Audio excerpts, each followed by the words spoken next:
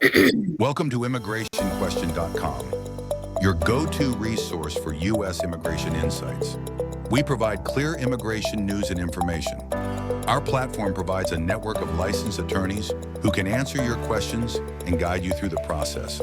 From visas to green cards, asylums to citizenships, ImmigrationQuestion.com helps you to network with immigration attorneys so that you can move forward with confidence. Sign up today or download the app.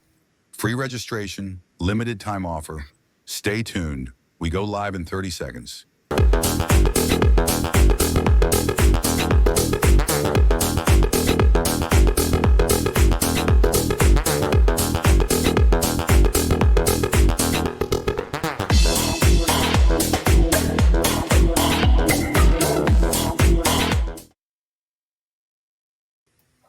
Hello, everyone, and welcome to today's live webinar brought to you by ImmigrationQuestion.com, a networking platform and meeting ground where individuals, employers, and licensed immigration attorneys engage, learn, and exchange insights on U.S. immigration developments. My name is Max Castro, and I'll be your host for today's timely discussion, Immigration Strategies That Work, Balancing Compliance and Workforce Needs. In today's global economy, immigration law does more than determine who can enter or stay in the United States. It shapes how companies build and retain their workforce. Employers must manage strict compliance obligations while striving to attract international talent, and immigrants must navigate complex visa processes to maintain lawful employment. Striking that balance is challenging but achievable with the correct information and preparation. Today, we are joined by attorney Alka Bahal. Attorney Bahal is a nationally recognized immigration attorney specializing in corporate and business immigration, visa sponsorship, and I-9 compliance. She provides strategic, practical solutions that keep our organizations compliant while empowering professionals to thrive in the United States. You're welcome, Attorney Bahal. Thank you so much for joining us today. Thank you for having me. It's quite my pleasure. Of course.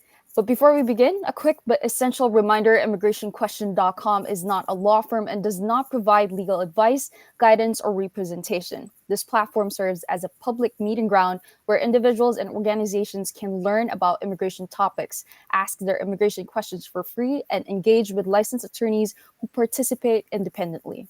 To our viewers, it's about time for us to have a very good and very interesting conversation. Grab your writing pads and pens and let's dive right in. Attorney Bahal, could you walk us through how immigration compliance is evolved in the corporate landscape and why it has become such a central issue for U.S. employers today?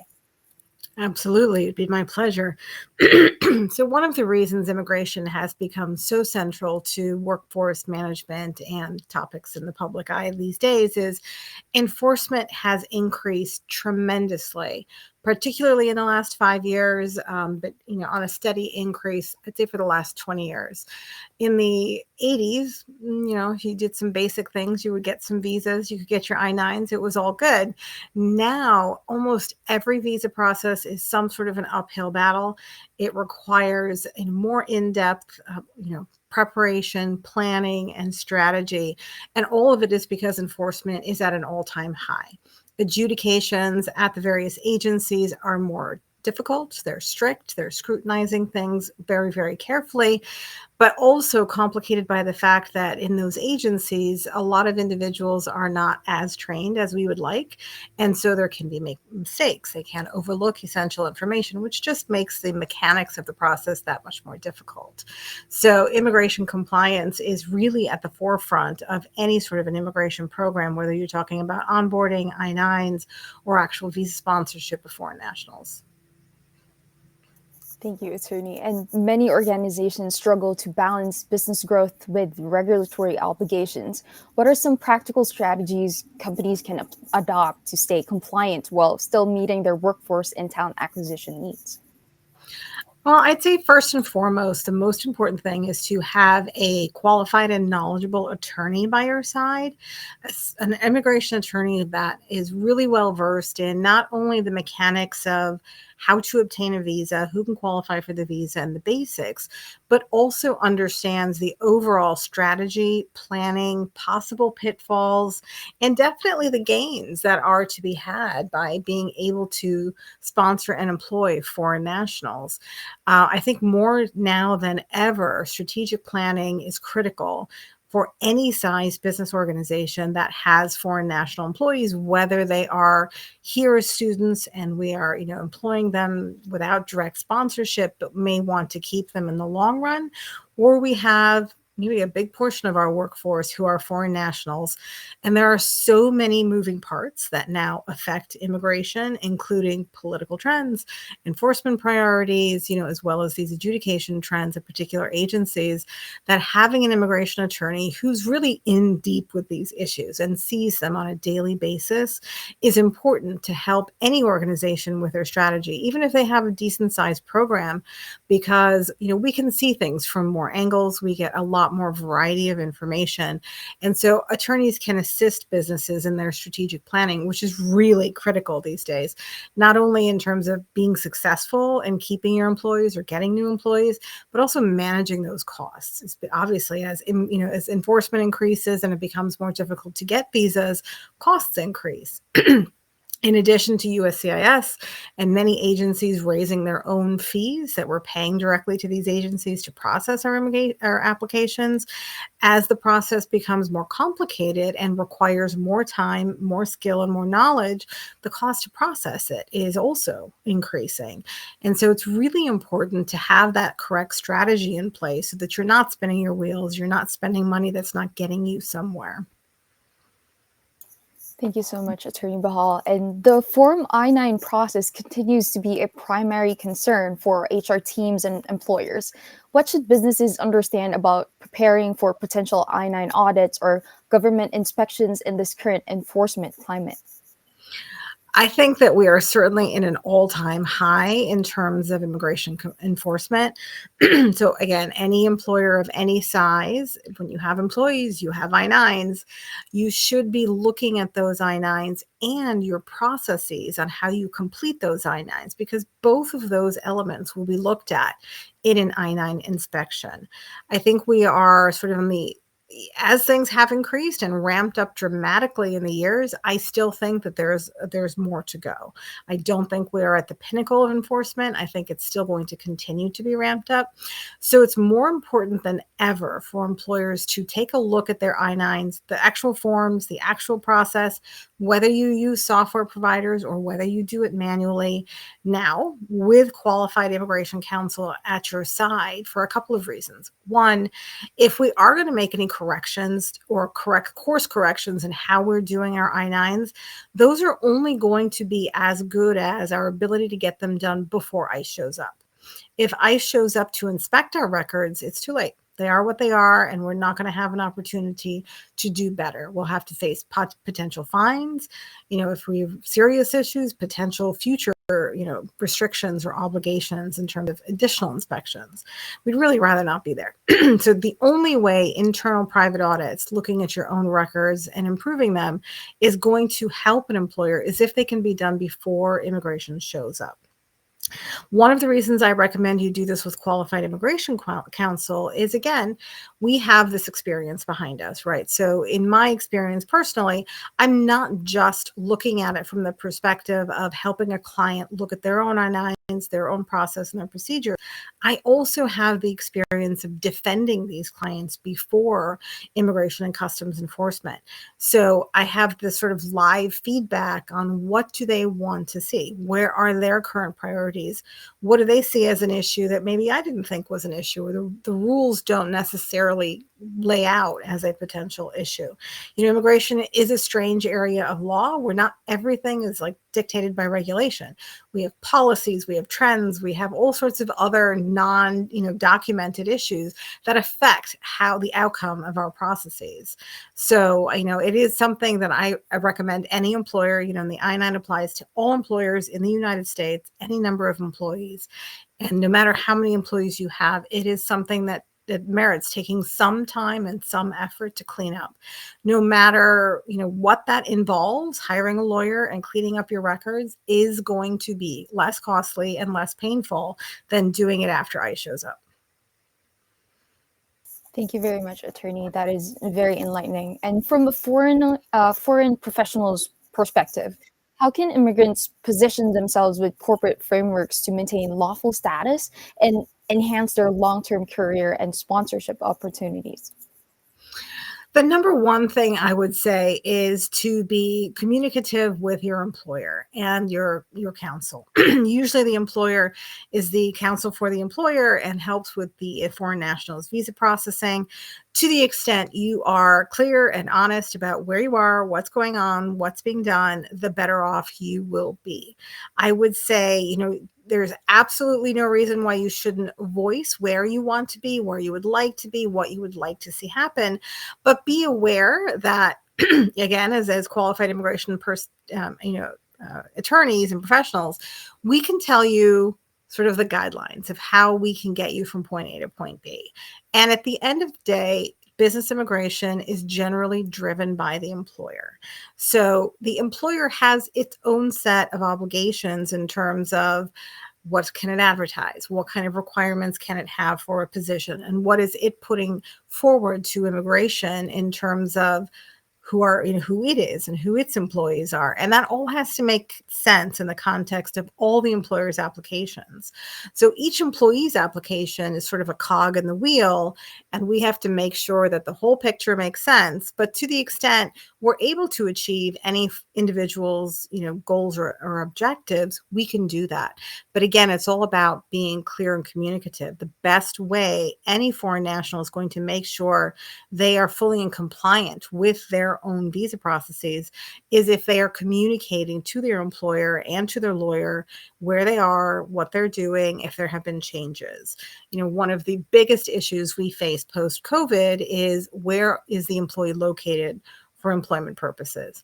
In the visa context, this can be critically important because in a work from home scenario where you have an H-1B visa, your home is your work site, and that is what is disclosed in your visa petition. If you decide to change your work site, in other words, changing your home location, and you haven't notified anyone at your employer because you're working from home and maybe you don't have any other obligations to notify them, it can directly impact the validity of your visa petition and your status and your authorization to work in the U.S., which, as we all know, if we violate those things, there are severe, severe consequences to our foreign national employees as well as to our employer. So my number one piece of advice is being clear and communicative. Noted, Attorney Bahal. And with the changing visa regulations and ongoing policy updates, how can businesses build immigration programs that are both flexible and resilient, especially when managing H-1B, L-1, or other employment-based visas? It is definitely becoming more increasingly challenging. As the complexity increases, so does the hurdles that we have to overcome in order to keep our workforce employed, authorized, and continuously in compliance. Again, my number one piece of advice is to have qualified immigration attorney at your side who's assisting you, and you are looking forward as much as possible. To the extent we can see, are we going to potentially have 5 H-1Bs we need to file for under the cap next year? Maybe we will file for all of them, maybe we won't, but let's start having those discussions now because things are evolving so quickly and there are so many moving parts with many of these visa processes. To the extent we can get ahead of them and start thinking about how we will address something for a particular employee, for a particular group of employees, or for future planning, the better off we can be. And that way, the more strategy any employer can apply, the more chances of success they will have in having a successful program. Very well said, attorney. Thank you so much. And to everyone joining us live on Facebook, YouTube, LinkedIn, and other platforms, thank you for being part of this essential conversation. Whether you're an H-1B professional navigating uncertainty or an employer seeking clarity, this discussion is about awareness, preparation, and informed decision-making. Suppose this is your first time joining us? Welcome. Immigration Question is a networking platform where immigrants, families, and employers can ask immigration related questions for free and engage directly with licensed immigration attorneys. You can participate in any language, and many users may also qualify for a free confidential consultation. We're also proud to share that Immigration Question is now BBB accredited, a recognition for our ongoing commitment to transparency, accountability, and service to the immigrant and business communities across the United States. Attorney Bahal, as an immigration attorney yourself with extensive experience specializing in corporate and business immigration, visa sponsorship, and I-9 compliance, what are your thoughts on how a platform like immigrationquestion.com is helping immigrants and attorneys network effectively? I think it's a great platform to connect those foreign nationals and employers who are looking for advice or counseling in a particular area and then really don't know how to reach out to or where to locate a qualified immigration attorney. Thank you so much, Attorney Bahal. And just before we move on into our Q&A session, what emerging trends or upcoming policy shifts should employers and skilled immigrants should be aware of? And how can they prepare proactively to stay compliant and competitive in a global market? Well, there's a very long list. There is a lot going on with immigration these days, especially in the H-1B arena. It is all over the news, so it's not hard to to know a little bit at least about what's going on. The number one piece of advice I give to anyone who is kind of looking to the media to stay abreast of immigration or immigration changes is to know your source. So there is a lot of misinformation online, not just about immigration, about other stuff, but with respect to immigration specifically. Look to known, reputable news sources or directly immigration itself, uscis.gov, Department of State, travel.state.gov, to get your information. Now, of course, under the current administration, we get our information in other interesting ways from these agencies, including Facebook and Instagram and X. So I guess we can look out there, but look for information that's coming directly from an agency, from a reputable news source, or from a trustworthy immigration firm or attorney. Other information, one of the kind of the things with immigrant communities are we talk, we share, we look, we share information. But it can be dangerous because, as you know, if you ever played the game of telephone when you were a kid, as stories get passed on and get repeated, they lose their truth. They become embellished or they're heard differently. And so they're retold differently. And the messaging that originated with that story can change over time. So I'm very cautious about sort of this repetition and sort of the friend network in terms of what was done, how did it get done, how quickly was it approved, etc. So be educated, look for this information, but again, look to your reliable news sources and sources to get that information. Valuable insights, Attorney. Thank you so much. And if you're just joining us, we've been having an engaging conversation with Attorney Alka Bahal on the topic immigration strategies that work, balancing compliance and workforce needs. We're now moving into our live Q&A session. This is your opportunity to ask questions directly to a licensed immigration attorney. Drop your questions in the chat or call us live at 516-703-3483. That's 516-703-3483, and we'll take on as many as possible during this session. All right, so we have our first question already. We have one from Damien. He's asking, have interview for adjustment of status through marriage should take a photo album with original photos, even though I'm taking new updated 4 to 5 picture PDF style or on a letter size page to the interview. So this isn't entirely business or corporate immigration, but I can give you some advice. Really, it's up to you. So when you are in your marriage adjustment of status, they are looking to see that it's a bona fide marriage. What evidence do you have to demonstrate that you are truly married, that you hold yourselves out to the public as a married couple, that you're living together and doing all the normal things a married couple does? Photographs can be a key element to that proof, But determining whether you should take original photos, a printed PDF, or the combination really is a question of what is the overall set of proof that you have. If that's all you have, then I'd recommend you want to take a lot of originals with you. But it really should be one of a number of different types of documents that you're carrying with you. The other piece of advice I'd give is anything that you take with you to immigration in original, take with a copy, because otherwise, if immigration wants to keep a copy of it, they're going to keep your original, which may or may not come back to you at some point in the future. Thank you so much, Attorney. Try to wait for the next question. We have one from Axelilla. Does receiving a severance package impact my visa status or ability to apply for a new one? So receiving a severance package alone does not impact your ability to obtain a new employer or change your visa to a new one. But to keep in mind that the severance package does not change your last date of employment. Your last date of employment is what is going to trigger the end of your compliance with that actual visa, whatever it may be, H-1B, L-1, and it could create the clock to start on any sort of a grace period, the time that you are limited within to apply for a new visa. So as long as you understand severance package is one thing, the termination is a separate issue, absolutely the severance package is not a problem. Great. We have another one from Ashutosh. What are my options for maintaining legal status after the grace period expires?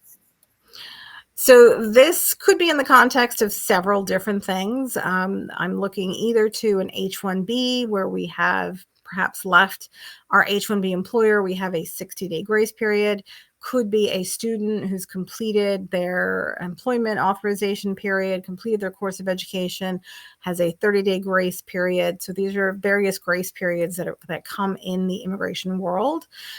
In order to stay here beyond your grace period, you need another visa.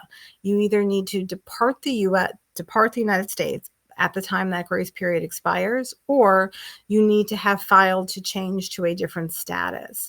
The purpose of the grace period is, sort of either a wind down and wrap up, as in the case of a J or an F1 status, or the time to either apply for a different employer to extend and amend your visa or apply for a different visa. That's the real purpose of the grace period. Thank you, Attorney. We have one from Sarah. Can the company revoke my approved I-140 or is it portable? So these are really two separate questions. An employer is allowed, it can always revoke the I-140 petition. It is an employer's petition, so it can be revoked.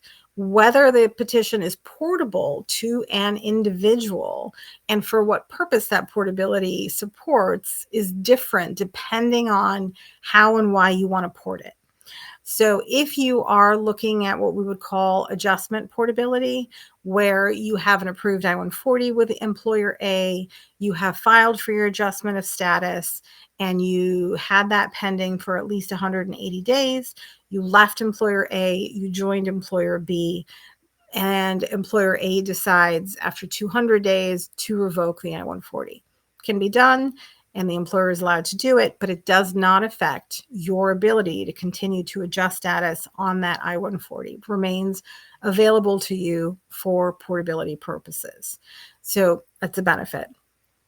If you are in a different scenario, you have an I-140 approved on your behalf from employer A, but you are unable to file for adjustment of status because of your priority date being in a backlog, and you're having a new employer file a new labor certification and hopefully a new I-140 for you. If employer A revokes that I-140 before you can secure a new I-140 approval with the new employer, it could be problematic. You're going to need a lawyer who's going to look more in depth into that issue and the timing to see, are you going to be able to port that I-140 for the priority date purpose only, because that's all you'll be able to get from it. If there are other portability situations, which I'm sure there are out there, it's going to get a little too technical for us to dive into today. So we're going to have to move that into an individual question, looking for some case-specific information. Hopefully that helps, Sarah. We have one from Zindika. My employer said I must stop job till I renew visa. Is that necessary or they want to fire me? Unfortunately, it's impossible for me to tell. I have absolutely no idea what your visa status is or what is being extended. Could there be a scenario where you are not authorized to work until something's approved? Absolutely. That certainly does happen. My recommendation in this context is if you do not understand what is happening with your visa, then you need to be asking some other questions and understanding what is your visa, what are you allowed to do, and what are you not allowed to do. In my personal opinion, if they wanted to fire you, they would simply fire you. Thank you, attorney. We have another one from Devi. If HR makes a mistake in my document, can it affect my legal status or only the company? It depends on what document you are talking about and what the mistake is. Unfortunately, I can't opine on that without understanding more facts. Thank you, attorney. We have one from Mara. My employer said I can start job while OPT pending. So is that legal?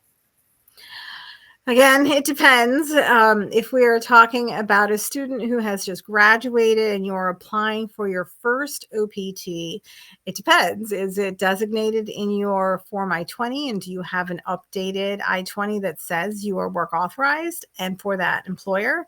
If that is the case, then yes, you're probably authorized to begin working. If, on the other hand, you don't have an updated I-20, you're waiting for your OPT EAD to be issued, which generally shouldn't take that long these days, and your employer is looking to start you before then, it could be questionable. But really what the test should be there is, can you complete the Form I-9 upon your initiation of employment? Now, the Form I-9 is that onboarding document we talked about a little bit generally earlier. And in that process, you have to show your employer that you are legally authorized to work for them. So when you go through that process, if the documents that you are able to provide to them show that you're authorized to work, you're good to go. If they're not showing that you're authorized to work, then your employer should not start you until you have those documents. Right. We have another one from Hassan. Can my company move me to a different office in another state without new filing? All depends on the visa type. In those cases where there is a location tied to the visa, such as an H-1B visa, it depends on what was disclosed in that visa application. If it already covers multiple work sites, you can be moved around to the already disclosed work sites without anything being filed again. If it is instead an H-1B petition for a specific work site at location A and you're moved to location B, then a filing needs to be done at some point, and some point hopefully concurrent with the transfer, for location B in order for your H-1B visa to remain valid, both for you and for your employer. Thank you, attorney. We have one from Fida. Please, if I change role inside my company, do they need to file again or just update the record? Again, that all depends on what the change in the role is, what petitions you have pending or approved on your behalf, and where we're looking to be in the future. So if it is a permanent residency application that has been filed and approved, and you've moved from something in accounting to something in IT, and this is a really material significant change, yes, that can certainly affect any petitions that are either filed or addressing your visa status, or that you look to rely on in the future for permanent residency. If it is a change such as you are a software engineer and you've moved to a senior software engineering position, it's unlikely that that change is significant enough to warrant a new filing, independent of a need for a normal extension or amendment. Like, that should just be captured in the next due course. Thank you so much, attorney. All right. AP is asking, do you think the lawsuit will get an injunction of the H-1B 100K fee? It's a good question. Your guess is as good as mine. Thanks so much, AP. Right. We have one from Joyce. Many of us worry about layoffs and compliance checks. So what is the best strategy to stay safe and legal? So I'm not sure what compliance checks are, but layoffs certainly are a distinct possibility. And all I can say is it's important to be in communication with your employer so that we know what is going on.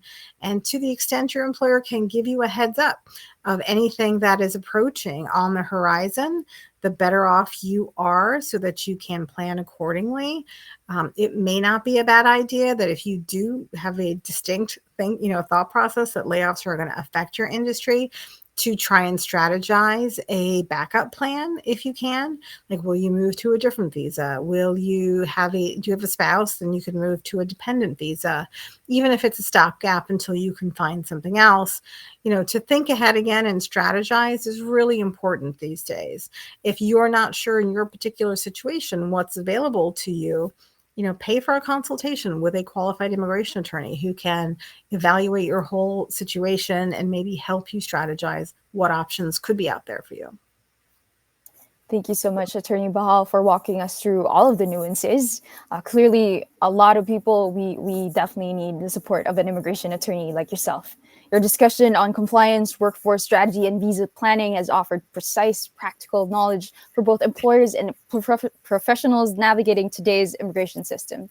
And to all our viewers, thank you for joining us. We hope today's session helps you plan, stay compliant, and strengthen your path forward in the U.S. workforce. Remember, you can always visit immigrationquestion.com to ask your immigration questions for free and engage directly with licensed immigration attorneys.